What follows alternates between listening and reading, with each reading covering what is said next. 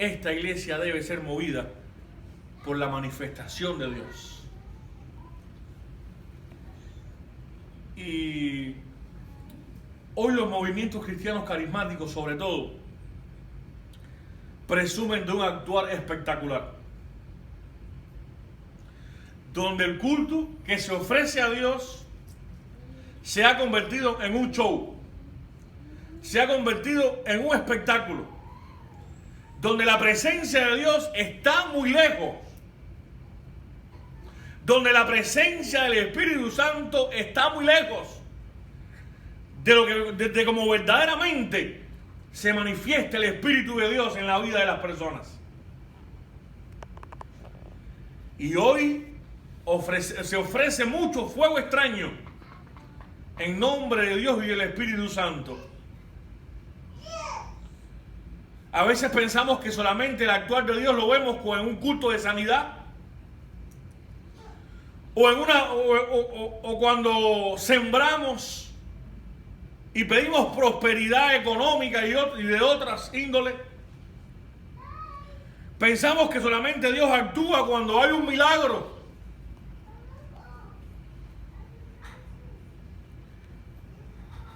O alguien expulsa un demonio.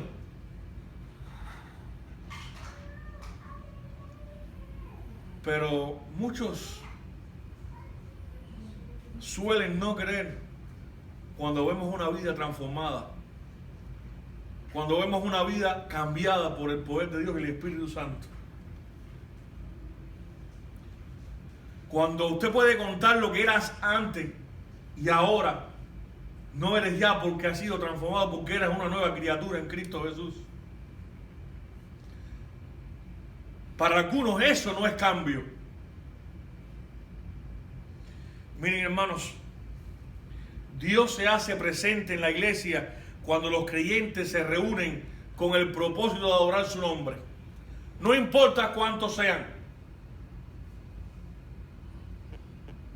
Dice la Escritura que aunque hayan 2 o 3 congregados en su nombre, ahí está el Espíritu Santo en medio nuestro. No importa el número que tenga la iglesia. Solamente que hayan 2 personas con el propósito de exaltar y adorar el nombre de Dios, Dios bendice y Dios recibe esa adoración como una ofrenda de nuestras vidas para Él. Dios también se manifiesta cuando damos el valor a hablar y a vivir nuestra fe ante quienes no la comparten. Me gusta mucho el tiempo de testimonio. ¿Por qué razón me gusta el tiempo? Porque es una evidencia de que Dios se está moviendo en su pueblo. Cómo Dios me proveyó, cómo Dios me ayudó, cómo Dios me sanó, cómo Dios me cambió, cómo Dios me transformó. ¿Qué era antes y qué soy ahora?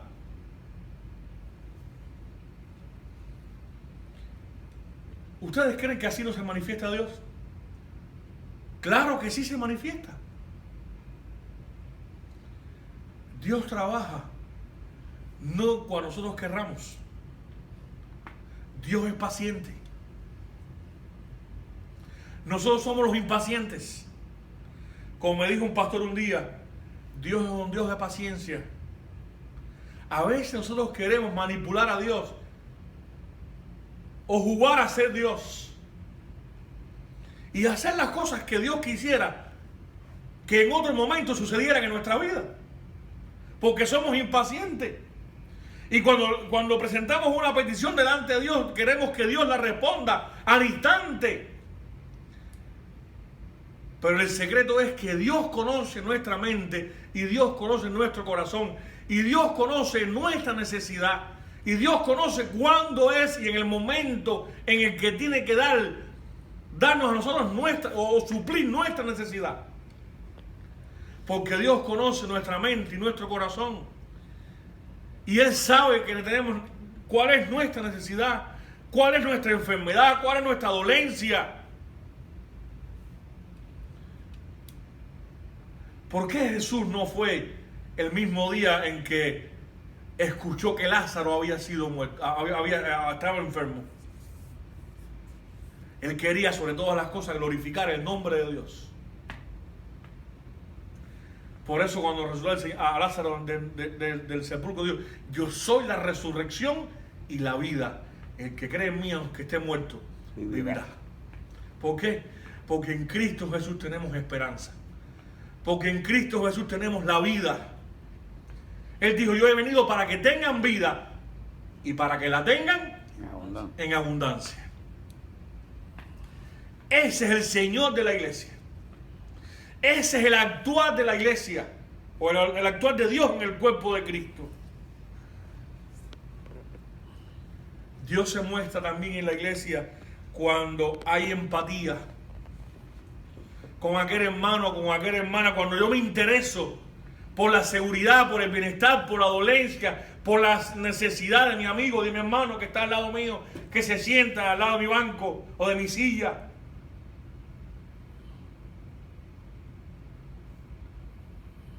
La iglesia es como un cuerpo.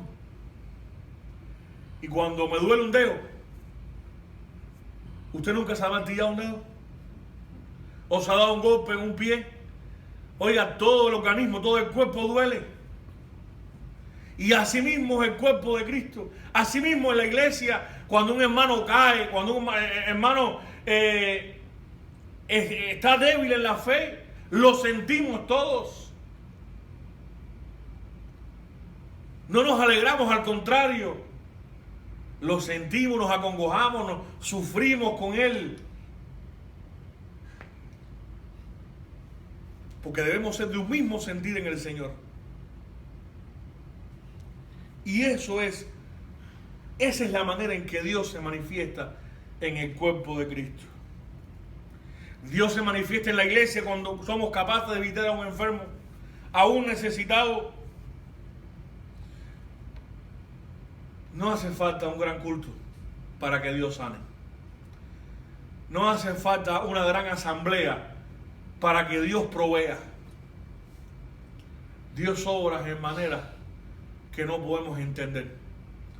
Dios obra en manera en que no podemos comprender. Y a veces, aunque no nos dé lo que pidamos, Él sabe qué es lo mejor para nosotros. ¿Saben por qué, mis hermanos? Porque nuestros caminos no son sus caminos, ni nuestros pensamientos son sus pensamientos. Dios es perfecto y Él quiere lo mejor para sus hijos. ¿Qué padre, amados hermanos, a quien ama a su hijo, le da algo malo o quiere lo malo para su hijo? El que ama verdaderamente, con sinceridad de corazón, siempre quiere lo mejor para su hijo. Aunque haya disciplina, aunque haya corrección, porque es que la corrección, la disciplina, nosotros la hemos transformado, la hemos tergiversado. Amamos. Es amor cuando usted corrige. Es amor cuando usted disciplina. Porque yo le digo, si yo no quisiera, un ejemplo, si yo no quisiera a mi hijo, yo lo dejara a libre albedrío, que él haga lo que quiera. Pero si yo amo a mi hijo, yo tengo por todos los medios de que educar, de enseñar, corregir a mi hijo. Y eso es lo que ha hecho nuestro Padre Celestial con nosotros. Y esa es la manera en que Dios se manifiesta en la iglesia. Cuando somos corregidos, cuando somos ayudados, cuando somos instruidos por el Señor a través de su palabra. Por eso, una iglesia indestructible es mientras el actuar de Dios se manifieste en ella.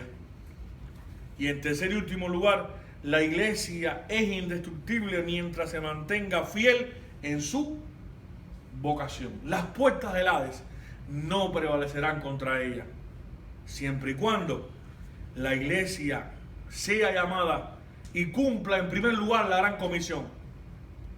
Hermanos, hoy la iglesia del Señor en el mundo en el cual estamos viviendo ha perdido su misión y ha perdido su visión.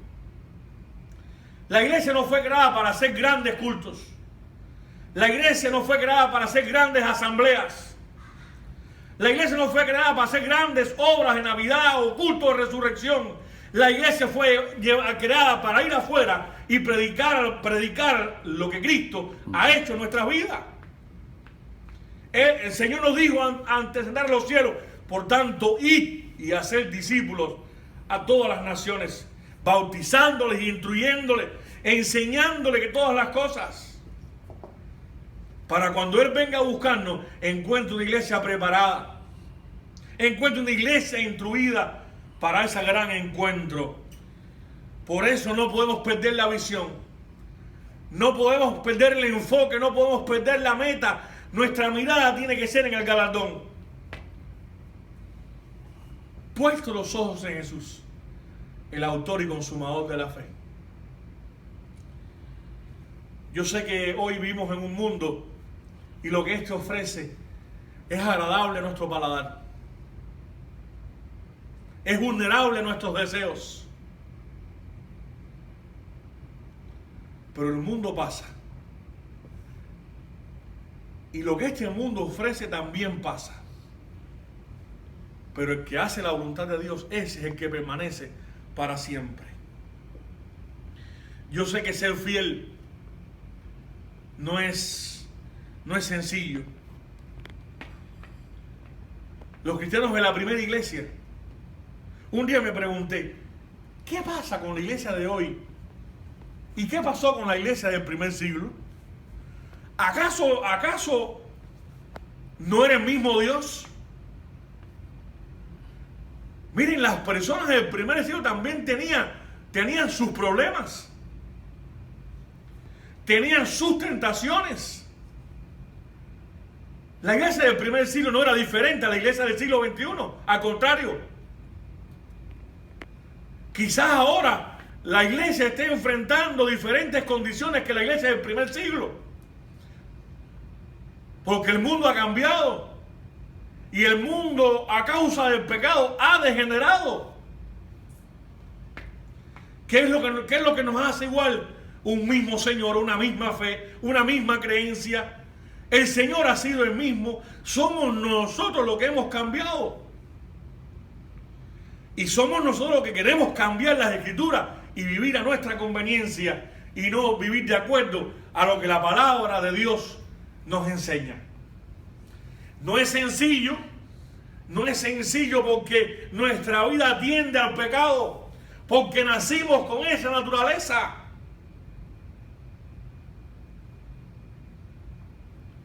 Porque hay algo que dentro de mí que me hace ir a aquello que no agrada a Dios. Por eso es una lucha constante, es una lucha diaria, porque mi vida me lleva al mal, pero hay algo en mí que no quiere ir al mal, es el Espíritu Santo que está dentro de mí, que martilla mi conciencia, que me dice no vayas, pero hay otra voz que es el diablo, el Satanás, que me dice sí, ve. Y esa lucha la tenemos todos los hijos de Dios. Una lucha constante que para vencer hay que estar bien agarrados, hay que estar bien fundamentados por nuestro Dios y la palabra de Él. La fe no es sencilla, la fidelidad en Dios no es sencilla.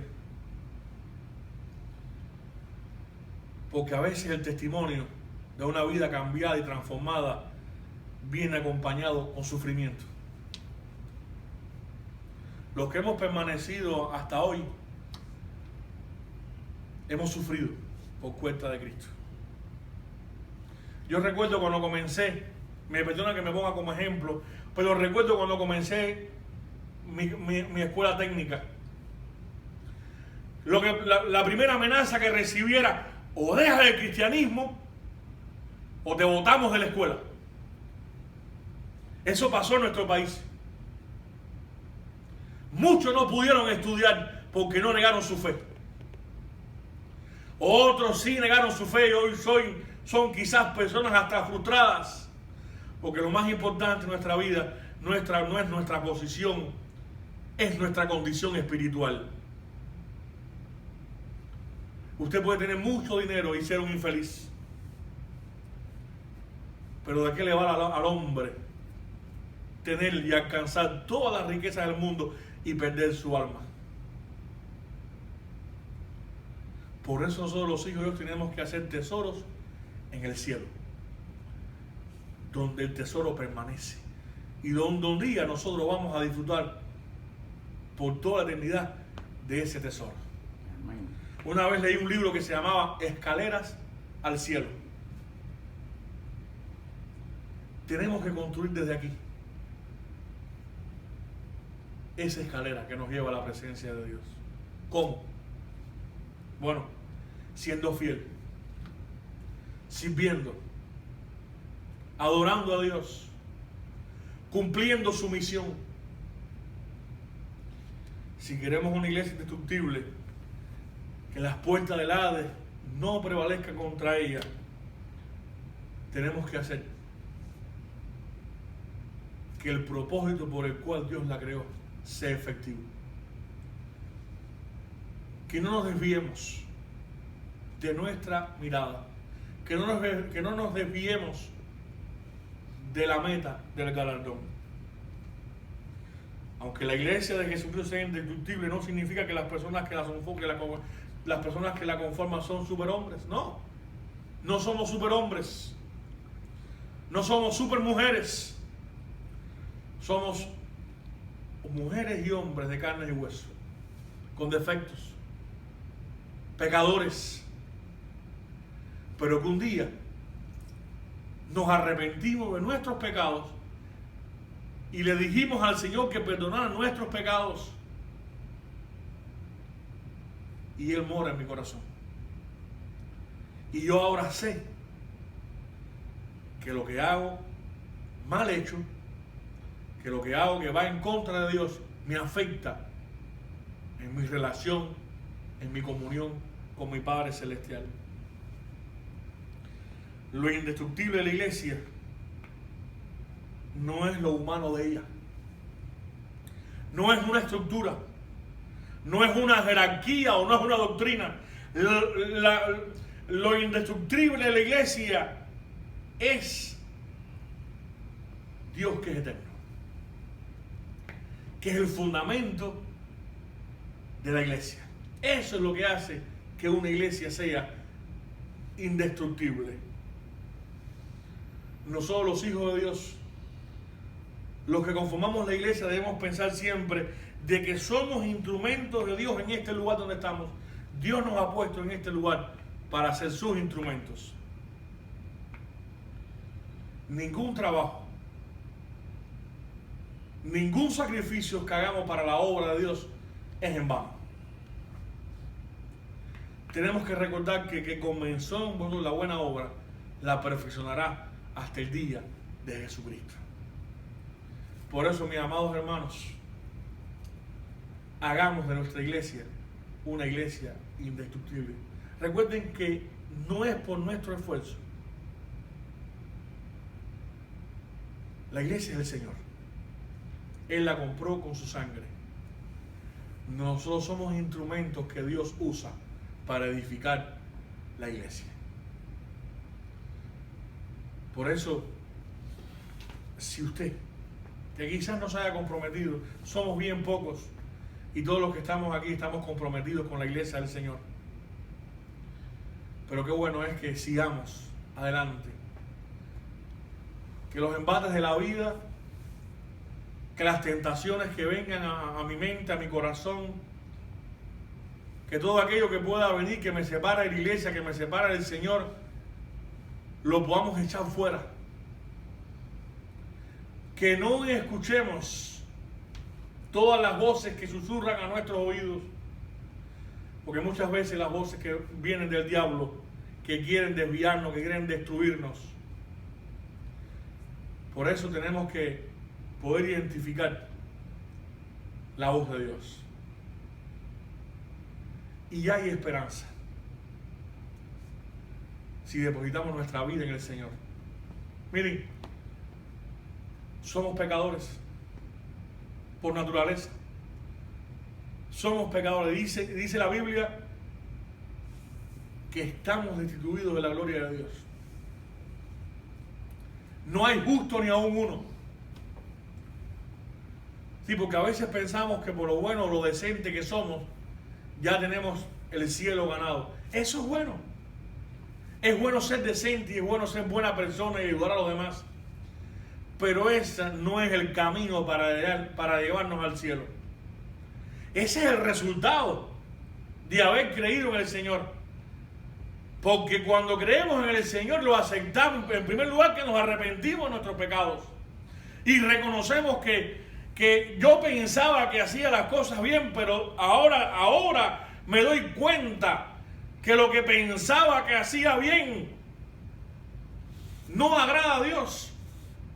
Pero ese es el punto de partida para yo decirme a mí mismo, bueno, yo quiero ahora, a partir de hoy, que todo lo que haga en mi vida sea con el propósito de agradar a Dios. Y no es imposible. Lo podemos hacer. ¿Por qué? Porque en primer lugar, el Espíritu Santo nos ayuda. El Espíritu Santo que mora en nosotros, en los hijos de Dios, nos alerta, nos enciende el bombillo. Recuerdo que una vez toqué en una casa de una persona y en vez, yo no oí el timbre, pero sí veía una luz. Era una persona que no escuchaba, pero ella sabía que había alguien en la puerta, pues cuando alguien tocaba, encendía un bombillo. Y así es el Espíritu Santo con nosotros los hijos de Dios. A veces estamos tan ofuscados y tan involucrados que no escuchamos. Pero el Espíritu Santo enciende ese bombillo en nuestra conciencia para alertarnos que podemos caminar o estamos caminando por caminos minados. Solo con la ayuda de Dios podemos caminar por el camino correcto mientras que estemos en esta tierra. Y solamente es arrepentirnos de nuestros pecados. Decirle, Señor, yo soy pecador y no merezco el cielo. No te merezco, pero por tu gran amor y por tu gracia, perdóname de aquellas cosas que he hecho que a ti no te agradan. Y el Señor nos perdona. Y el Señor nos limpia. Y nos ayuda. Ese nuevo comienzo y gran comienzo, valga la redundancia, de la vida cristiana. Que un día nosotros la alcanzamos. Pero usted quizás, que todavía no tiene al Señor, puede hacerlo. Yo quiero orar en este momento. Queremos que vamos a cerrar nuestros ojos y vamos a orar. Padre Celestial, en esta hora te damos gracias porque sabemos que tu palabra no vuelve vacía, sino que trae frutos a su tiempo, Señor. Padre, gracias por la salvación en Cristo Jesús. Gracias, Padre, porque tú eres el Señor de la iglesia, eres la cabeza de la iglesia. Y gracias, Padre, porque sabemos que ni lo alto, ni lo profundo, ni ninguna otra cosa creada, Señor, nos podrá separar de tu amor. Padre, gracias por la salvación que hemos alcanzado en Cristo Jesús. En Cristo Jesús, tu Hijo, Señor, que lo diste con tanto amor para que ocupara nuestro lugar, para que hoy nosotros podamos disfrutar y tener vida en abundancia. Padre, ¿cuánto te necesitamos? ¿Qué sería nuestra vida sin ti, Señor? Padre, por eso en el nombre de Jesús te pedimos que tú siempre estés con nosotros, Señor. Tú lo has prometido. Padre, te necesitamos, Señor. Te necesitamos, Señor, para poder vivir en este mundo imperfecto, lleno de pecado, lleno de aflicciones. que solamente por tu gracia, por tu gran amor y tu gran misericordia, Señor, podemos vivir aquí, Señor. Padre, en el nombre de Jesús, gracias porque tú perdonas todas nuestras faltas y nuestros pecados. Padre, gracias porque tú nos limpias de toda maldad. Y que tú nos ayudas. Que tú caminas junto a nosotros, Señor. No solo en los momentos buenos, sino también en todo momento. Padre, gracias porque tú eres nuestra esperanza. Gracias, Padre, porque tú eres nuestro consuelo. Gracias, Padre, porque tú eres nuestro ayudador. Gracias, Padre, porque tú eres nuestra salvación. Eres nuestro Dios, Señor. Padre, que nosotros podamos vivir la vida que a ti te agrada, Señor. Y que un día, cuando estemos en tu presencia, nos puedas hallar fieles, Señor. En el nombre de Jesús quiero pedirte por estos dos jóvenes que están con nosotros hoy aquí, Señor. Yo quiero pedir en el nombre de Jesús, Padre, que tú bendigas sus vidas. Que ellos, Señor, si aún no lo han hecho, que ellos puedan reconocer su condición, Señor, y entregarse a ti, Señor. Tú eres el quien da sentido a nuestra vida. Tú eres el que da razón de ser, Señor. Padre, en el nombre de Jesús, yo te pido que tú bendigas sus vidas. Que tú les guardes de todo mal, Señor. Que tú limpies sus pecados. Y que ellos puedan en esta tarde, Señor, recibirte a ti como su único y suficiente Salvador.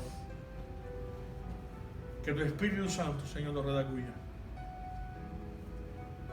Padre, gracias, sé con cada uno de nosotros, Señor, sé con nuestro hermano Roy, bendice su vida, con mi esposa, Señor, Marilena, Señor, gracias por ese regalo que tú me has hecho, Señor. Bendice su vida, bendice todo lo que ella emprenda, nuestro ministerio, nuestro matrimonio, Señor, nuestra familia. También, Padre, en el nombre de Jesús, bendice la vida de Tatico y Cristian, Señor.